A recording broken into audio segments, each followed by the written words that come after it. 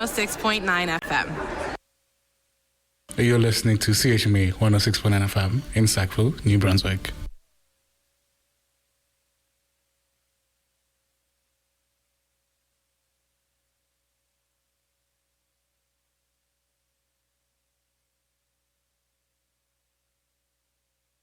The time is 9 o'clock, and you are listening to CHMA 106.9 FM.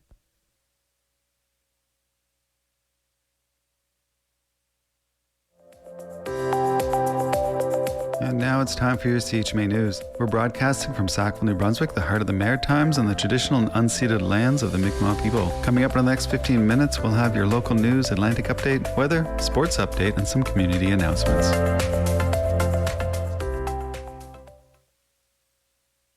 Hello, and welcome to CHMA's local news at 106.9 FM and chmafm.com. We are broadcasting from Sackville, New Brunswick, the heart of the Maritimes on the traditional and unceded lands of the Mi'kmaq people. I'm Mike Robar. It's Thursday, June 25th. In the news today, a state funeral is planned to honor and celebrate the life of former New Brunswick Lieutenant Governor Marilyn Trenholm Council, who passed away June 17th at the age of 92. Trenholm Council, who also served as MLA of Tantramar from 1987 to 1997, and later a senator, was an advocate and leader who dedicated her life to serving her community, province, and country. The funeral, which will be open to the public, will take place at 2 p.m. tomorrow in Convocation Hall at Mount Allison University. A reception will follow at the university's Purdy Crawford Center for the Arts at 152 Main Street. Members of the public wishing to express condolences may do so by signing the condolence book online. Flags at all provincial government buildings have been placed at half-mast until sunset on the day of the funeral. And now, Struts Gallery has a new interim director, and CHMA caught up with her to talk about her new role, renovations, and summer plans. Michelle Chaloschik was looking for work. Freshly graduated with an MFA in art from the Stamps School of Art and Design at the University of Michigan, she saw a posting for an interim director position at an art gallery in a small university town in New Brunswick. Originally from Ontario, Chaloschik had never been to the Maritimes and had no affiliation with Struts Gallery. But once she looked into the organization, it felt like a natural fit, she said.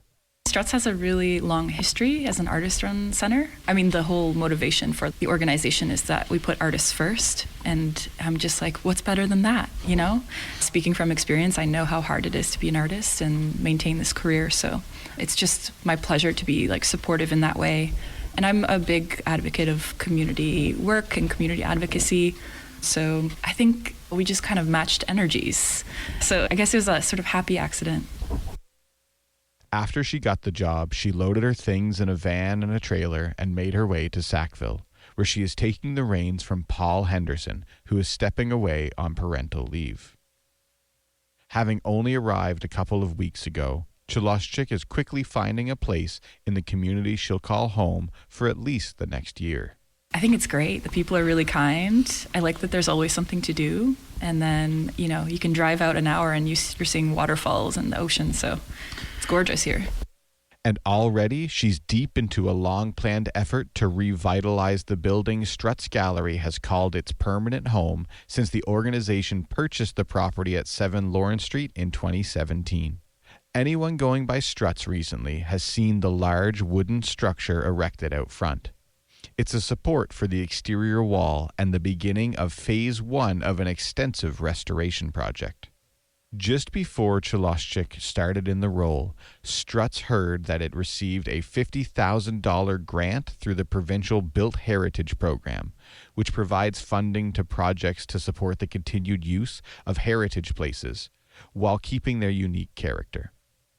Thanks to that funding, the organization could begin the restoration work. The first phase, which Chaloschik says will be done by the end of the year, includes redoing the masonry and restoring the historic windows, as well as installing an accessible door to enter the building. As part of the restoration efforts, Choloshchik is getting ready to launch the organization's next wave of fundraising to match some funding from a potential donor, she said. We're about to launch the facade facelift fundraiser. So much needed glow up for Struts. We basically reached a point where we're ready to start. And so our goal is to raise $20,000 basically by the winter, but I'll be organizing a variety of events here in the month of July. Those events include barbecue lunches, a farmer's market stall, a night market, bingo nights, and potentially some karaoke parties too, along with some new Struts merchandise. While Phase 1 presses on, Choloshchik is busy researching grants and looking into partnerships to fund further phases of the plan. I mean, everything is sort of hinging on funding. You know, we're not-for-profit, and the next phase will require substantial, probably federal funds, because we want to do a reno of the interior. We also want to get a new roof. So that's still on my mind. I would love to, take this as far as I can while Struts is in my hands. Outside of those efforts, the gallery still has plenty going on this summer, like their ongoing Living is Easy program and a watch party for the AI documentary, The AI Doc, or How I Became an Apocalyptimist, facilitated by artist Sherry Boyle, along with Strut's usual Sappy Fest activities, said Choloshchik. So currently we have our Wes Harmon show up. It's a really wonderful show of ink drawings of mosh pits envisioned in this super queer, super indigenous, punk venue. So these drawings are really wonderful, worthy of coming by the gallery and taking a look. There's so much detail to admire. And we have our Open Studios artists currently here, Bree Gant from Detroit. And Bree will be planning a movement workshop and a screening. So it's just, we got so much going on. It's a really exciting summer here. Anyone interested in supporting the gallery can reach out via email at info@strutsgallery.ca or head to the website at strutsgallery.ca. For CHMA, I'm Mike Robar. Hey, I'm Seva, and you're listening to CHMA. And this is Theodore Ramarak with a story about a new podcast from Sackville that's aiming to make mental health conversations more accessible. Today, we're talking about automatic negative thoughts. Those are those habitual ways that our brain tricks us into feeling anxious. So there's our picnic. It's not always a picnic, am I right? No, not at all. That's a preview of Take Back Today, a new podcast hosted by Sackville licensed counseling therapist Krista Royema and Marie Rands Burton Watton. The podcast is produced by Sam Royema, Krista's husband. Many people don't think about their mental health until they're already struggling. The team behind Take Back Today hopes to start those conversations much earlier by sharing practical strategies listeners can use in their everyday lives. Producer Sam Royema says the podcast is designed to help people build mental health habits before they reach a crisis point. I think the podcast really is a way for us to use our skills that we've built over the years and our knowledge to really help people get access to good mental health strategies, but not reactive mental health strategies based on maybe something like a pre-existing crisis or something like that. Oftentimes it's kind of late by the time you get to that stage and you've already gone through a lot of challenges and a lot of problems. The idea of the podcast has been around for several years. It grew out of conversations about how to share what the team has learned through their education and personal experience. Licensed counseling therapist Marie Rands Burton Watton says that's reflected in the name, Take Back Today. So it's really about empowerment, and it's about thinking of Chris and I have been so fortunate as educators and now as therapists too, that we over our careers have just picked up little tidbits of knowledge that have been professionally helpful, but personally very life-changing. And so there's this element of accessibility to mental health that we'd like to kind of break down those barriers and just share some of those tidbits with others so that they can in turn kind of take back their day. Part of that empowerment comes from making mental health conversations feel less intimidating and more accessible. I think part of the idea behind this podcast was to make it proactive. So giving people day-to-day skills that are easy to implement but are proactive in nature. So just things that you can do on a day-to-day basis to give you overall better mental health. Those conversations will cover familiar topics like anxiety and stress, but also some less conventional techniques that listeners may not have considered before. Therapist Krista Royema says she wants every episode to leave people with something listeners can actually use. One thing that we would like to focus on in the podcast is having something literally that a person can take away with them. So yes, we will have sort of like common strategies like your grounding techniques, breathing techniques, and what have you, but also thinking outside the box, something like chewing gum. Okay, how does chewing gum calm our nervous system? The topics they'll discuss are shaped by conversations they have with clients and challenges they see in everyday life. And one issue in particular comes up again and again. So in our day-to-day line of work, anxiety is prevalent for sure. Anxiety meaning different types of anxiety, whether it's social anxiety, generalized anxiety, even fears of the future, the what if, kind of stuff, right? Those are, I think, big ones that I find that I have encountered. The hosts say one lesson they've learned through their own work and experience is that people often place unrealistic expectations on themselves. Instead, they encourage listeners to approach themselves with a little more compassion. A huge piece for me is to think about and really embrace and be really intentional about self-compassion. I think life is really difficult sometimes for all of us, which is why mental health is such a key conversation piece, right? So I think that element of like weaving self-compassion through everything you do, and at the end of the day, like speaking to yourself the way that you would to a friend, which is so corny and ridiculous, but like sits so close to home for me. Krista Royema says that also means recognizing that every day won't look the same. Sometimes people need to hear or be given permission that we get up in the morning and we try to have 100% energy for the day, but that's not reality. So maybe instead of trying to get up and have 100% of energy of the day, ask yourself before you even get out of bed, how much energy do I have to give to today? And then from there, you're working at 80% today. Okay, then that's success. So you're only working at 80% today, as opposed to always trying to reach 100 and not getting there and feeling like you failed. The first episode of the podcast will be released on June 30th, and you can find it on their Facebook and Instagram pages at Take Back Today Podcast. For CHMA News, I'm Theodore Bremerek. And here's your CHMA Atlantic update. The unofficial results are in for the Acadian riding of Cape Breton for the first time. Elections Nova Scotia says Tory candidate Claude Bourgeois received 1,300 votes to win the newly created riding of Cheticamp, Marguerite, Pleasant Bay. Bourgeois says he looks forward to representing the constituency at the provincial level and also thanked the other candidates. That means Tim Houston's Progressive Conservative Party now has 56 seats. An official count is scheduled for tomorrow. Hundreds of smoke detectors are being given to 3 First Nations communities in New Brunswick and Nova Scotia. It's an expansion of a pilot program that has distributed smoke detectors across Canada over the past 2 years, a collaboration between the National Indigenous Fire Safety Council and Firefighters Without Borders organization.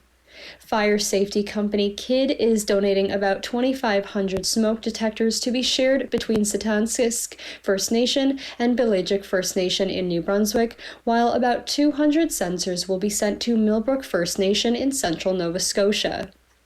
A spokesperson for the Fire Safety Council says Firefighters Without Borders will be working with local leaders to make sure they are installed and residents know how to use them.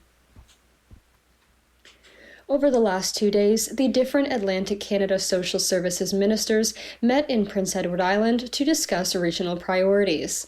The PEI government says ministers talked about topics including improving outcomes for vulnerable children and youth and strengthening the recruitment and retention of foster families and social service workers. The ministers say a coordinated, evidence-informed approach to priorities like affordability and poverty reduction is important. They agreed to continue the collaboration ahead of their next meeting. New Brunswick is making changes to the way it assists vulnerable youth. Applicants to a youth assistance program are also no longer required to be out of their homes for a minimum of 3 months. Social Development Minister Cindy Miles says any youth turned away by department services will be referred immediately to a community organization for support. The changes follow a scathing report from the province's youth advocate in May that blamed the overdose death of a 16-year-old on systemic failure. Nova Scotia RCMP say 2 men wanted on separate province-wide arrest warrants have now been arrested. 37-year-old Brandon James Johnson has been charged with taking a motor vehicle without consent and 2 counts of failure to comply with probation. 35-year-old Matthew John Patrick Lapierre has been charged with 4 counts of failure to comply with a release order and 2 counts of failure to comply with probation. The RCMP is thanking the public for help in finding these people. The New Brunswick SPCA is investigating a dog being dragged by a car in St. John this past Monday. The Animal Protection Agency says just before 7 a.m., St. John police officers responded to the intersection of Itty Bitty Way and McLaren Boulevard for a report that a dog was being dragged by a vehicle. The dog is getting veterinary care for non-life-threatening injuries. Now the New Brunswick SPCA is looking for witnesses and information, noting that at least 1 person was reported to have interacted with the suspect on Samuel Davis Drive. And that has been your CHMA Atlantic Update. Hi, I'm Chantel, and you're listening to CHMA. Hi, I'm Ashlyn. And I'm Avery. And we're from Mount East Ringette, and you're listening to CHMA. Woo!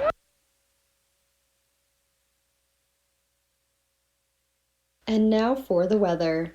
Today, a mix of sun and cloud, 30% chance of drizzle or showers in the morning with fog patches dissipating near noon, with a high of 20 and a UV index of 8 or very high. At night, mainly cloudy with fog patches developing near midnight and a low of 12. On Friday, cloudy with a high of 23, then at night, showers with a low of 14. On Saturday, cloudy with a 30% chance of showers and a high of 20, then at night, cloudy periods with a low of 11. On Sunday, a mix of sun and cloud with a 30% chance of showers and a high of 22, then at night, cloudy periods with a low of 11. On Monday, a mix of sun and cloud with a 30% chance of showers and a high of 27, then at night, cloudy periods with a low of 13. Finally, on Tuesday, cloudy with a 60% chance of showers and a high of 25. And that has been the weather. Hey, my name is Lucy, and you're listening to CHMA.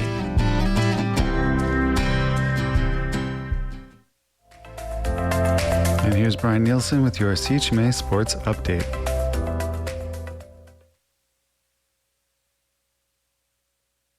Yesterday in the FIFA World Cup 2026, Canada went down to Switzerland out in Vancouver, not enough to muster a comeback in the second half, a 2-1 final in that one, coupled with a South Africa victory over South Korea late at night means that Canada finishes second in Group B after their loss, and they will play South Africa in a knockout game on Sunday.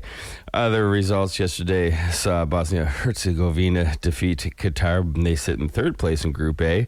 It was Morocco over Haiti, 4-2 final there, meaning Morocco's moving on. Brazil shuts out Scotland. The Tartan Army may be going home, but Brazil will be advancing to the knockout round. They win Group C. Mexico also with a 3-0 shutout, this time over Chechnya.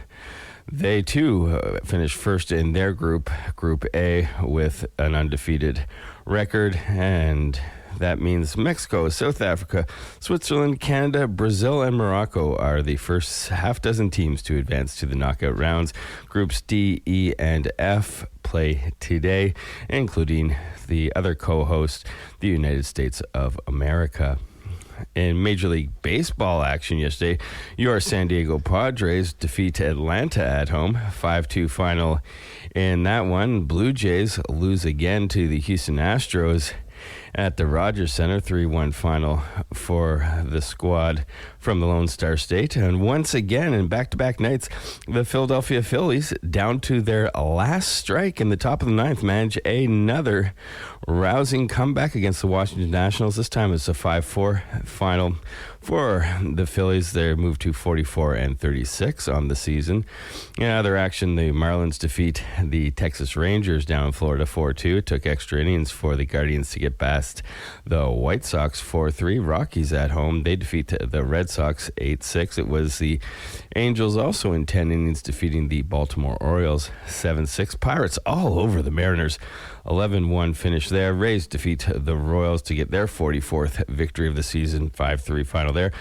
Yankees at 4-2 W against the Tigers in the Motor City. LA Dodgers, they get their 52nd victory on the season to lead Major League Baseball. 4-3 victory against Minnesota. It was a one-run game in Cincinnati where the Brewers held on to defeat the Reds 6-5. The Arizona Diamondbacks go to St. Louis and they defeat the Cardinals to move 2 games above 500. 9-4 final there. Was the Giants 2-1 over the Athletics with solo home runs in the bottom of the ninth to beat Elvis Alvarado of the Athletics. And a make-up doubleheader from yesterday for the Cubs and the Mets. And Cubs scored 10 runs each time, winning the first game 10-3 in the second game 10-5. And finally, in the WNBA last night, a couple early comebacks. Phoenix Mercury defeated the Indiana Fever 111-109. The Minnesota Lynx avenge a loss from the weekend against the Washington Mystics. This time, Lynx come out on top 78-76. It was the sky all over the expansion Portland Fire 101-78. And the Golden State Valkyries, they defeat the visiting Atlanta Dream 77-66. And that's Brian Nielsen with your CHMA Sports Update. Please be sure to check out Brian's show on Mondays at 8:30 a.m. for more sports commentary.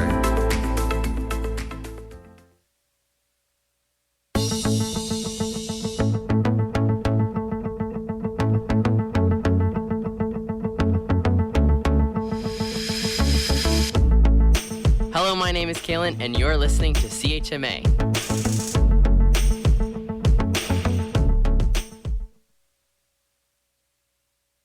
And now for what's happening in your community. Marshlight Theatre Company is proud to announce its June production of the Spark series titled Sirens. This play, directed by Ryan Slashinsky and written by Sue Rose, tells the Greek myth of Persephone and Hades from the perspective of her companions known as the Sirens. Sirens will be performed from June 25th to 28th.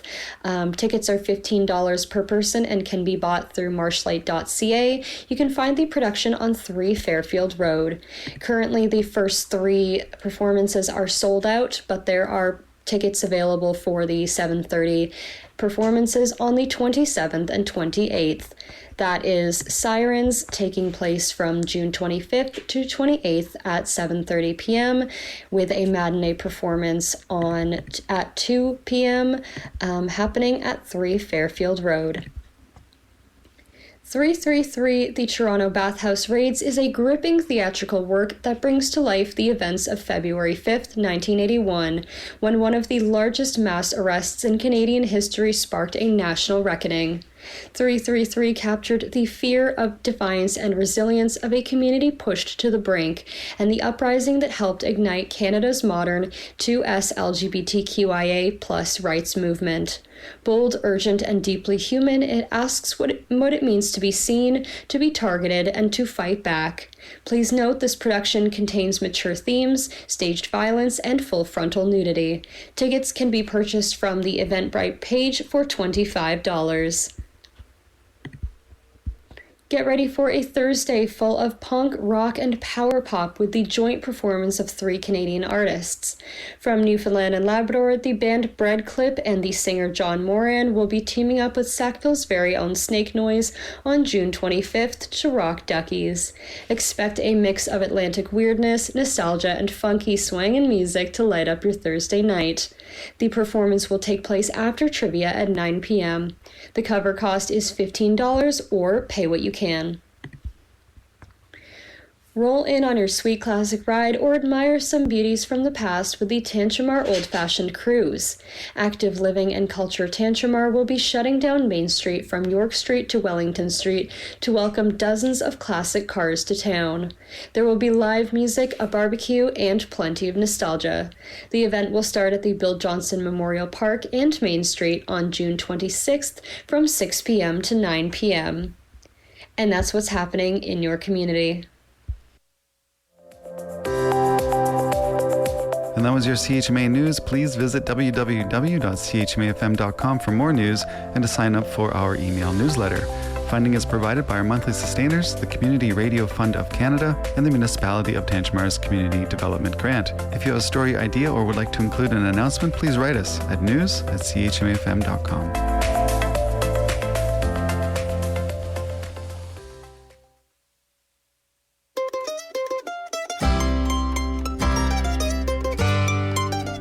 Tune in every Sunday at 8 a.m. to listen to the Bluegrass Jam hosted by Wilson Moore. This legendary maritime bluegrass show started in 1977 with Wilson hosting radio broadcasts for over 40 years and aired more than 1,400 bluegrass jam shows. Wake up with Wilson Moore on Sundays at 8 a.m. on CHMA 106.9 FM in Sackville, New Brunswick. Music, I got all that from you. Whether you're heading to work, getting off a shift, or just waking up in the morning, you're listening to CHMA 106.9 FM in Sackville, New Brunswick, Voice of the Marshes. I'm Maya Noel, and you're now listening to The Late Morning Show. Today is Thursday, June 25th. I hope you guys are having a wonderful morning so far. I've been having a pretty good one as well. We're going to get into some music. First up, we have Daniela Andrade with Beds of Hay, and then we also have Jaguar Sun with Flutter. Thank you so much, as always, for tuning in, and enjoy.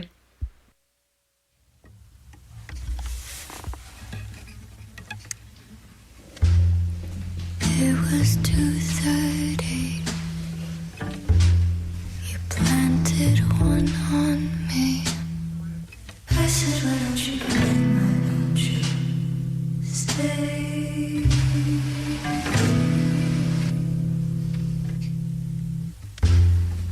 Our hands got sticky. Sentences melty. Words can be ribbons, can be with the red sun. Hey.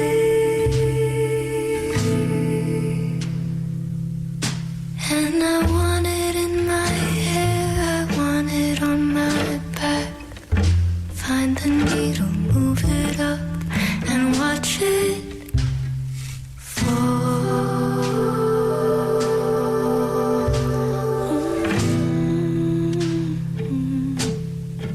You can wash it off, the soap is on the rack. Shoulder blades move up.